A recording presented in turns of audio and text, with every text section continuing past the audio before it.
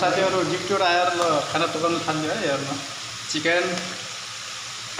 Chicken fry गरेर त्यहाँबाट तपाईको यो कद्दु आलु भन्छ के अरे खै नेपाली सब्जी बनाएर चिकन फ्राई त्यसमा हालेर टक्क सब्जी बनाएर अनि पतेलामा भात पाकिरहेको छ एउटा पतेलामा। अनि चिकन टक्क जस्तो ग्रेभीवाला चिकन बनाउने फ्राई गरेर सब्जी हालेर दामी भयो। आएर ड्युटीबाट आएर पनि खाना पकाउन थाल्यो है।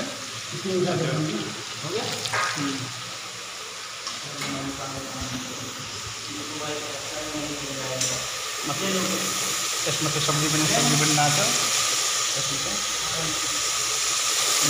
भात दुईटा पतेलामा भात पाकिरहेछ अनि चिकन फ्राई सब्जी टक्क बनिरहेछ है। साथी ड्युटीबाट आएर चाहिँ खाना पाक्न थाल्यो हाम्रो त। हजुरहरूको के भइरहेछ हाम्रो चाहिँ खाना पाक्न थाल्यो।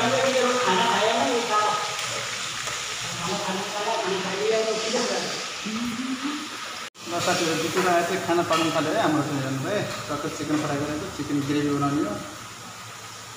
अनि तपाईँको आलुहरू कद्दुहरू धनियाँ टमाटरहरू अनि एउटा पतेलामा चाहिँ भात पाकिरहेको छ।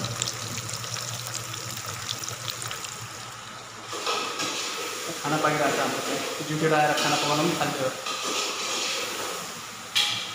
चिकन ग्रेभी बनाएर अनि टमाटरमा भात एउटा पतेलामा र हाम्रो आएर पनि खाना पाक्न थाल्यो हामी। दुईवटा पतेलामा चामल पाकिरहेको छ एउटा ग्रेभी बनिरहेको छ।